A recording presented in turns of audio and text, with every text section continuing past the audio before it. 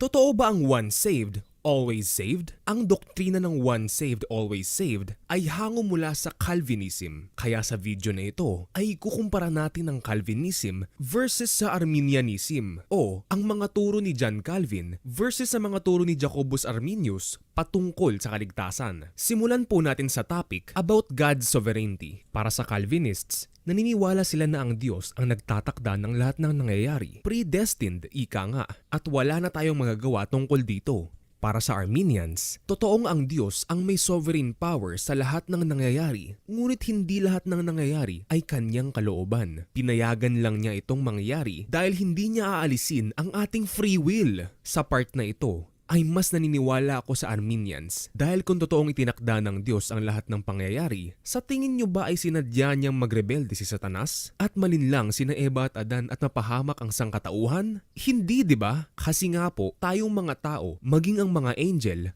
ay mayroong free will at kung pipigilan ng Diyos ang gagawin natin, bago pa man natin ito gawin, ay parang inalis na rin po niya ang ating kalayaan, gaya ng isang diktador. Ngunit hindi po kasi ganoon ng Diyos. In fact, hindi po siya namimilit na sambahin natin siya dahil ang nais niya ay kusang loob po tayong susunod sa kanya bilang mga anak. Hindi bilang mga alipin na sumusunod lamang dahil sa takot o bilang mga robot na walang sariling pag-iisip. Kaya nga po sa pamamagitan ng paglalagay ng puno ng kaalaman ng mabuti at masama sa hardin ng Eden ay binigyan niya ng choice sina Adan at Eva kung susunod ba sila sa kanyang utos o kung sa ahas ba sila susunod. Ngunit kahit na nagkamali man tayo noon sa pagpili, ay may pagkakataon pa rin na ibinigay sa atin ng Diyos upang tayo ay maligtas. At yun ay sa pamamagitan ng ating Panginoong Hesus. Tandaan, hindi po kalooban ng Diyos na maranasan natin ang sakit, paghihirap at kamatayan na bunga ng ating kasalanan. Ngunit mas mabuti na pong dito pa lang sa lupa ay maranasan na natin ito para magsilbing itong lesson para sa atin upang hindi na tayo muling susuway sa mga utos ng Diyos pagdating natin sa langit.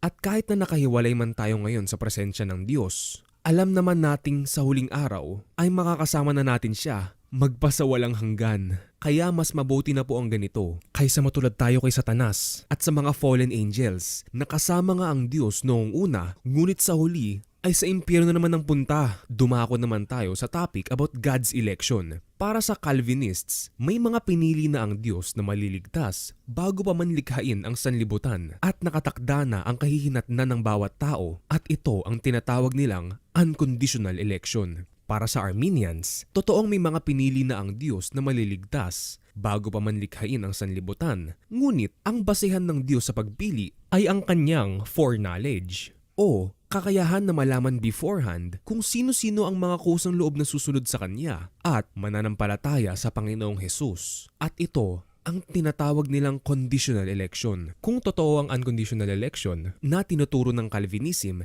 hindi ba't parang unfair naman iyon sa mga hindi napili? Sa tingin nyo ba ay sinadya ng Diyos na may mga tao mapunta sa impyerno? Hindi, di ba? Kaya sa part na ito ay mas naniniwala pa rin ako sa Arminianism dahil alam kong ang ginawang sakripisyo ng Panginoong Hesus sa krus ay para sa lahat dahil lahat ay gustong iligtas ng Diyos at ito ang tinatawag ng Arminians na Universal Atonement. Ngunit sadyang may mga taong babaliwalain ito at hindi mananampalataya. Kaya ang napili lamang ng Diyos upang kanyang maging mga anak ay ang mga mananampalataya sa Panginoong Hesukristo. At alam na niya kung sino-sino sila bago pa man likhain ang sanlibutan. Kaya patas po sa pagpili ang Diyos. Upang matiyak natin na tayo ay tinawag at pinili ng Diyos, dapat ay lalo tayo maging masigasig at siyasatin natin ang ating mga sarili kung tayo'y namumuhay ayon sa pananampalataya. Huwag hayaang manlamig ito dahil kapag tayo ay naging lukewarm, ay isusuka tayo ng Diyos mula sa kanyang bibig. Dumako naman tayo sa topic about security of salvation. Para sa mga Calvinist, basta't maniwala ka lang sa Panginoong Hesus, kahit anong mangyari o kahit anong kasalanan man ang magawa mo, ay ligtas ka na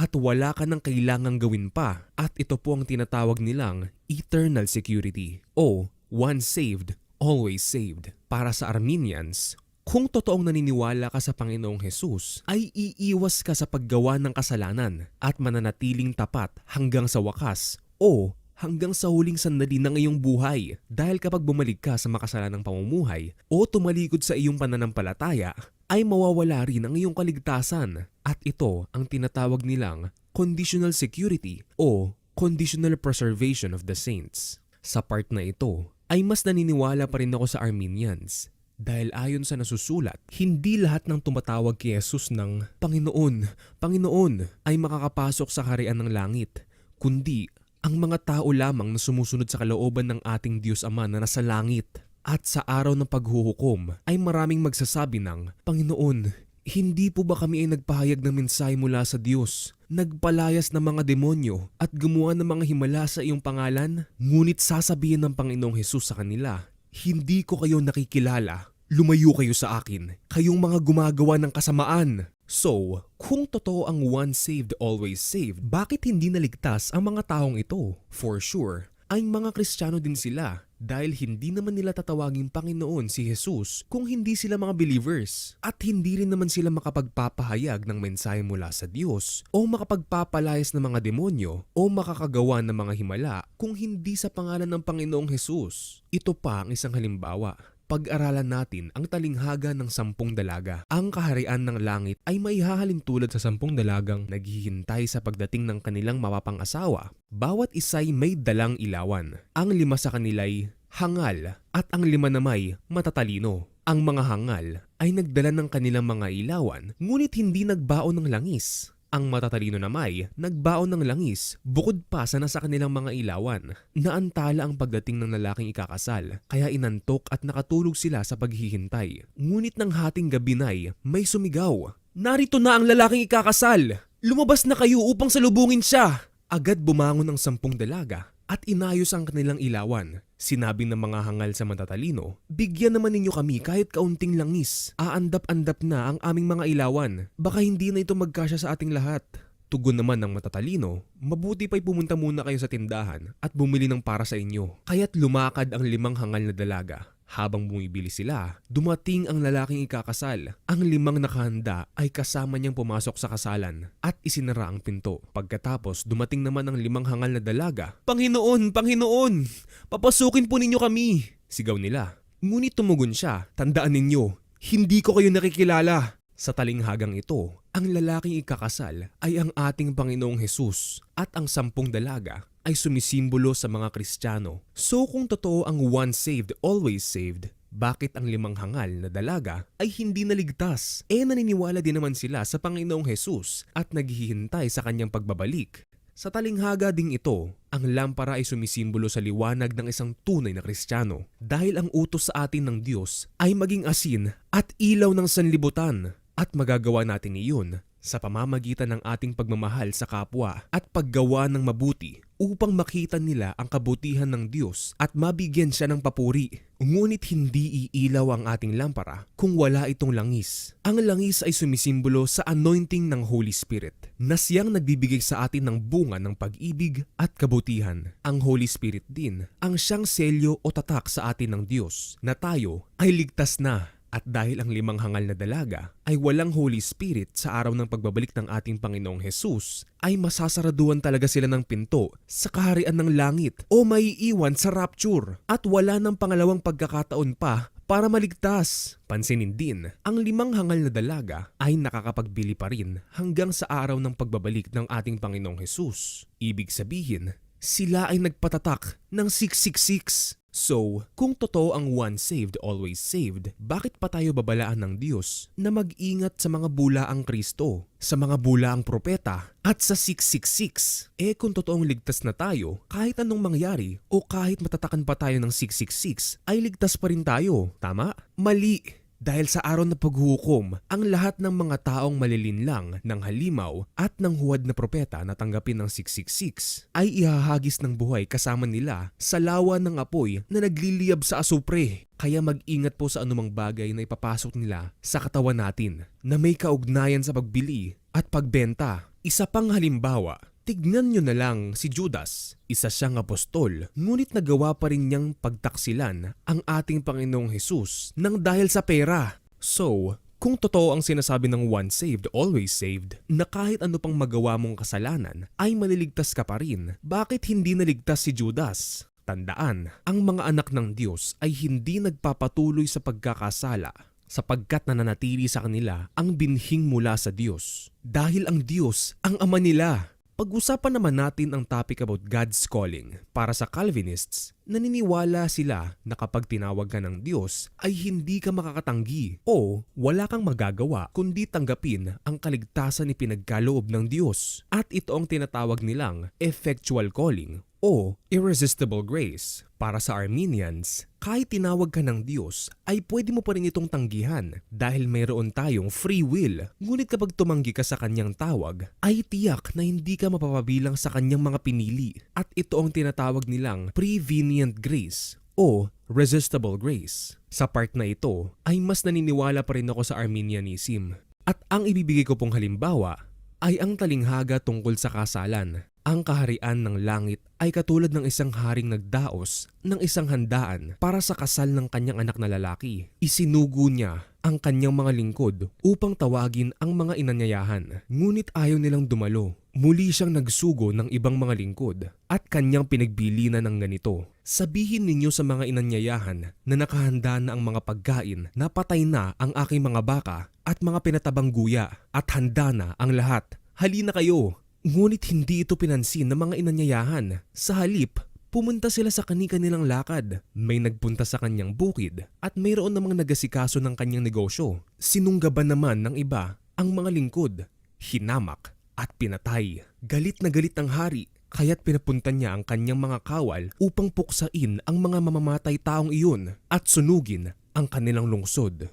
Pagkatapos, sinabi niya sa kanyang mga lingkod, nakahanda na ang mga pagkain. Ngunit hindi karapat-dapat ang mga inanyayahan. Pumunta kayo sa mga lansangang matao at inyong anyayahan sa kasalan ang lahat ng makita ninyo. Pumunta nga sa mga pangunahing lansangan ang mga lingkod at isinama nila ang lahat ng kanilang natagpuan. Masasama't mabubuti at napuno ng mga panauhin ang bulwagang pangkasalan. Pumasok ang hari upang tignan ang mga panauhin. Nakita niya ang isang taong hindi nakadamit pangkasalan. Tinanong niya ito, "Kaibigan, bakit ka pumasok dito nang hindi nakasuot ng damit pangkasalan?" Hindi nakasagot ang tao, kaya't sinabi ng hari sa mga lingkod, "Talian ninyo ang kanyang kamay at paa at itapon siya sa kadiliman sa labas. Dooy mananangis siya at mangangalit ng kanyang mga ngipin." Pagkatapos nito'y, sinabi ni Jesus, "Marami ang tinawag, ngunit kakaunti ang pinili." Sa talinghagang ito, ang hari ay ang ating Diyos Ama. Ang kanyang anak na ikakasal ay ang ating Panginoong Hesus. Ang mga lingkod ay ang kanyang mga propeta, apostol at mga ngaral. Ang mga inanyayahan na humamak at pumatay sa mga lingkod ng hari ay walang iba kundi ang mga Hudyo, Muslim at iba pang relihiyon na hindi naniniwala sa bagong tipan ng Panginoong Hesukristo. At pinapatay pa ang mga Kristiyanong misyonaryo. Ang mga inanyayahan naman na mas inuna pa ang kanilang mga ari-arian, trabaho o negosyo kaysa sa paanyaya ng Diyos ay ang mga taong makamundo at walang pakialam sa kaligtasan. At ang mga inanyayahan na sumagot sa paanyaya ay ang mga Kristiyano. Ang damit pangkasalan naman ay sumisimbolo sa mabubuting gawa ng mga hinirang. So malinaw mula sa talinghagang ito na pwede mong tanggihan ang paanyaya ng Diyos dahil nga mayroon po tayong free will o kalayaan na mamili ng gagawin sa ating buhay, kaya nasa sayo na po yan. Kung mas uunahin mo ang iyong trabaho, negosyo o mga ari-arian kaysa sa kaharian ng Diyos. At kung totoo ang once saved, always saved, bakit ang sumagot sa paanyaya ng hari nang hindi nakadamit pangkasalan ay hindi naligtas? Magbibigay pa po ako ng isang halimbawa. Sa 2 Pedro Kapitulo 2, versikulo 20 hanggang 22, ang sabi dito, nakaiwas na sa kasamaan ng daigdig ang mga taong kumikilala kay Hesukristo na Panginoon at tagapagligtas. Ngunit kung muli silang maaakit sa dating masamang gawain at tuluyang mahulog dito, ang magiging kalagayan nila ay masahol pa sa dati. Mabuti pang hindi na nila natutunan ang daang matuwid. Kaysa matapos matutunan ang banal na kautosang itinuro sa kanila, ay tumalikod sila dito. Angkop na angkop sa nangyari sa kanila. Ang mga kasabihang ugali ng aso matapos sumuka ay muling kinakain ang nailuwana. At ito namang baboy, paliguan mo man, pilit na babalik sa dating lubluban. Ibig sabihin, posible pa rin sa isang Kristiyano na dating naliwanagan na at nakadaman ng kapangyarihan ng Diyos at naging kabilang sa mga tumanggap ng Espiritu Santo na tumalikod sa pananampalataya pagkatapos malasap ang lahat ng ito. Kung magkagayon ay hindi na sila maaaring panumbalikin upang magsisi sapagkat muli nilang ipinapako sa krus at inilalantad sa kahihiyan ang anak ng Diyos. So kung totoo ang tinuturo ng Calvinism tungkol sa irresistible grace, bakit ang mga Kristiyanong ito na tinawag ng Diyos at naging kabilang sa mga tumanggap ng Espiritu Santo ay nagawang tumalikod sa pananampalataya? In short, bakit may mga Kristiyano na naging Muslim o nagiging atheist o kaya ay Satanist? Tandaan, hindi kasi pwedeng matapos nating malaman at tanggapin ng katotohanan ay sasadyain pa rin nating magkasala. Kapag nagkagayon ay wala nang handog na may aalay pa para sa ikapagpapatawad ng ating mga kasalanan, kundi ang naghihintay na lamang sa atin ay ang kakilakilabot na paghuhukom at ang naglalagablab na apoy na tutupok sa mga kaaway ng Diyos. Dahil ang mga hindi nananatili kay Kristo ay gaya ng mga sanga sa puno na natutuyo at hindi namumunga at ang ganoong mga sanga ay tinitipon at inihahagis sa apoy upang masunog.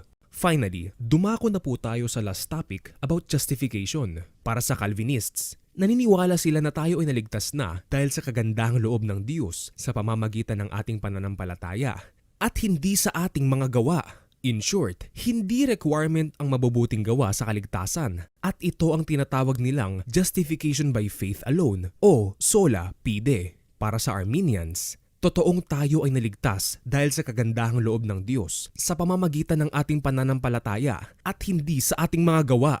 Ngunit ang ating mga gawa ang siyang magpapatunay ng ating pananampalataya dahil ang pananampalatayang walang gawa ay patay. At ito ang tinatawag nilang justification by works as evidence of faith. Sa part na ito, mas naniniwala pa rin ako sa Arminians dahil kapag kaligtasan ang pinag-uusapan, ang madalas gamitin na Bible verse ng mga Calvinist ay ang Efeso Kapitulo 2, versikulo 8 hanggang 9. Ang sabi dito, dahil sa kagandahang loob ng Diyos, kayo ay naligtas sa pamamagitan ng pananampalataya at ang kaligtasang ito'y kaloob ng Diyos at hindi sa pamamagitan ng inyong sarili. Hindi ito bunga ng inyong mga gawa kaya't walang dapat ipagmalaki ang sinuman. Kung mapapansin mo, laging hanggang dyan lamang ang kanilang binabasa, ngunit kung itutuloy mo ang pagbasa sa kasunod na verse, sa verse 10, ang sabi dito, sapagkat tayo'y nilalang ng Diyos, nilikha sa pamamagitan ng Kristo Jesus upang iukol natin ang ating buhay sa paggawa ng mabuti. Iyan ang layuning pinili ng Diyos para sa atin noong una pa man.